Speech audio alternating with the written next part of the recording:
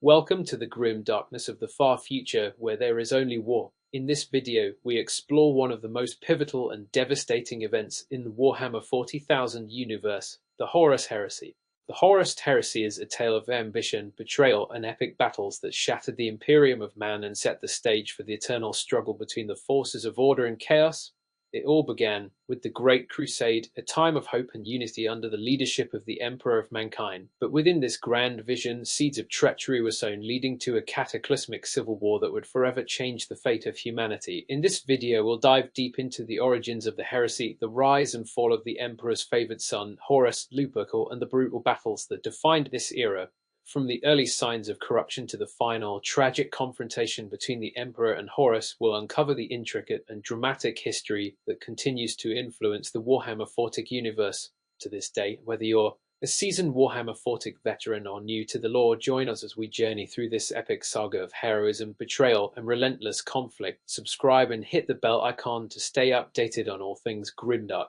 Let's dive in.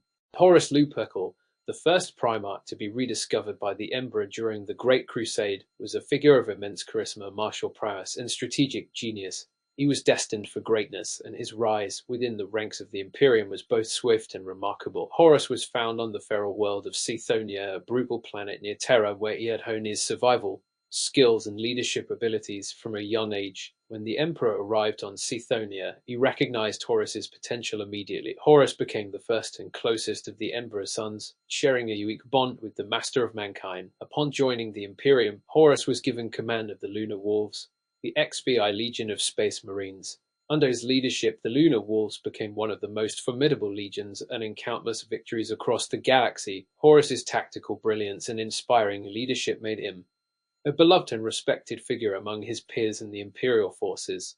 As the Great Crusade progressed, the Emperor decided to return to Terra to work on a secret project, later revealed to be the Webway project. In his absence, he needed a leader to carry on the crusade. Trusting him above all others, the Emperor appointed Horus as Warmaster, a role that gave him supreme command over the Imperial military forces. Becoming Warmaster placed a heavy burden on Horus. He was not only responsible for leading the Great Crusade, but also for managing the delicate politics among the Primarchs and the Imperium's vast forces. This immense responsibility began to weigh on him, creating cracks that would later be exploited by darker powers. Despite his loyalty and dedication, Horus began to harbor doubts about the Emperor's intentions and the future of the Imperium. These doubts were amplified by the actions of certain Primarchs and the inherent contradictions within the Imperium's structure. It was during this time of vulnerability that the forces of chaos began to whisper to Horus, planting seeds of corruption that would eventually lead to his fall. The turning point came on the planet Davin, where Horus was grievously wounded during a campaign. Near death, he was taken to a temple dedicated to chaos, where he was healed through dark rituals.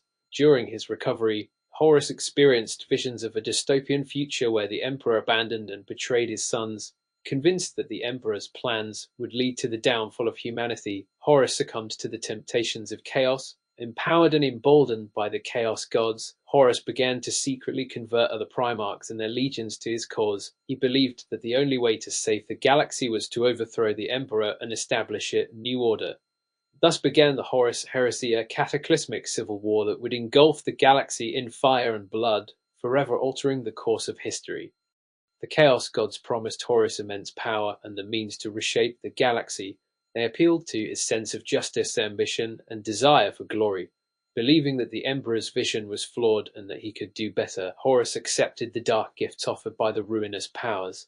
This decision marked the point of no return, transforming him from the Imperium's greatest hero into its most dangerous enemy. Horus's first major act of betrayal was the Istvaan III atrocity. He ordered loyalist elements within his own legion and those of other traitor legions to be sent to the planet Istvaan III under the pretense of a campaign. Once there, he virus-bombed the planet, attempting to eliminate all loyalists in one fell swoop. This brutal act signaled the open declaration of the Horus Heresy and set the stage for the galaxy to erupt in civil war. Following the atrocity on Istvaan III, Horus lured 7 loyalist legions to Istvaan V under the guise of seeking support. When they arrived, they were ambushed by traitor legions in an event known as the Dropsite Massacre.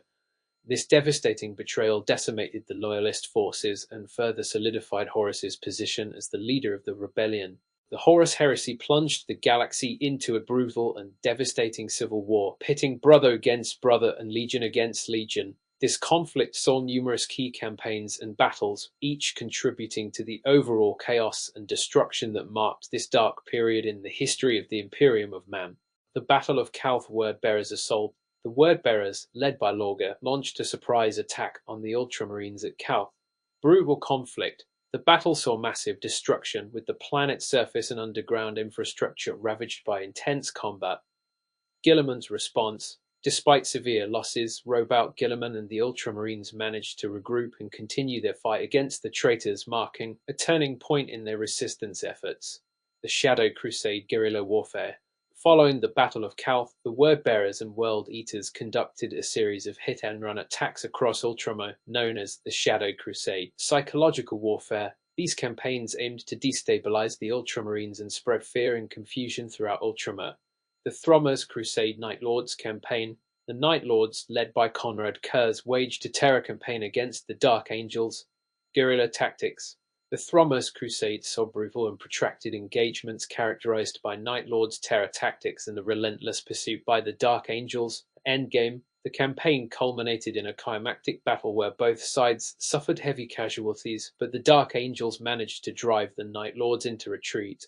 The Battle of Prospero Thousand Suns tragedy. Magnus the Red, seeking forbidden knowledge, inadvertently caused catastrophic damage to the Imperial Webway project. Retribution.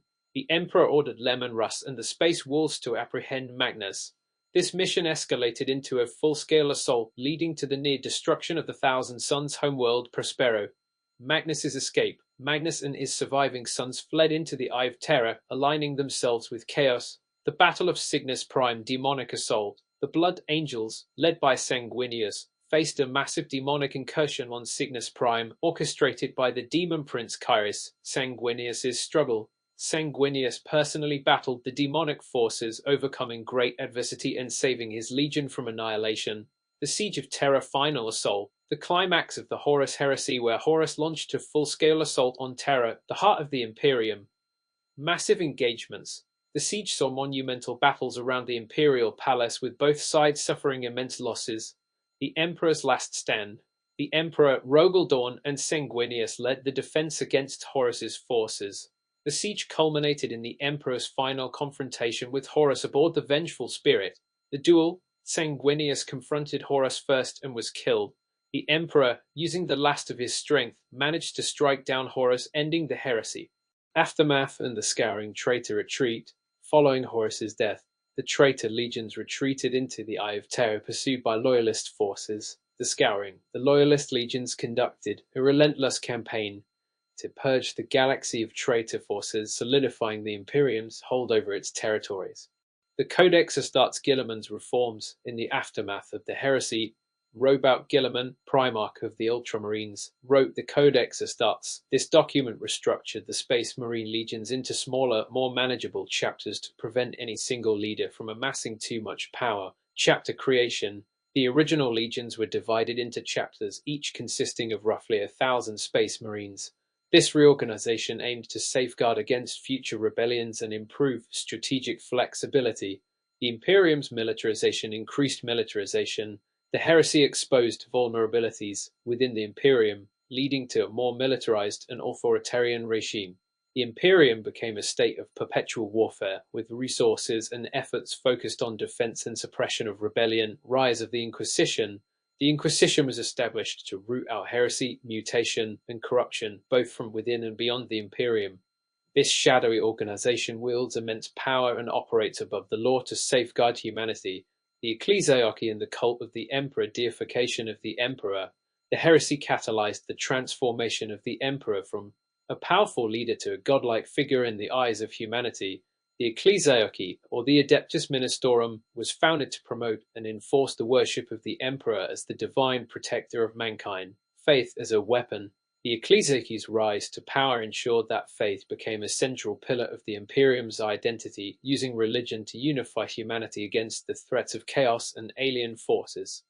The Eternal War. Endless conflict.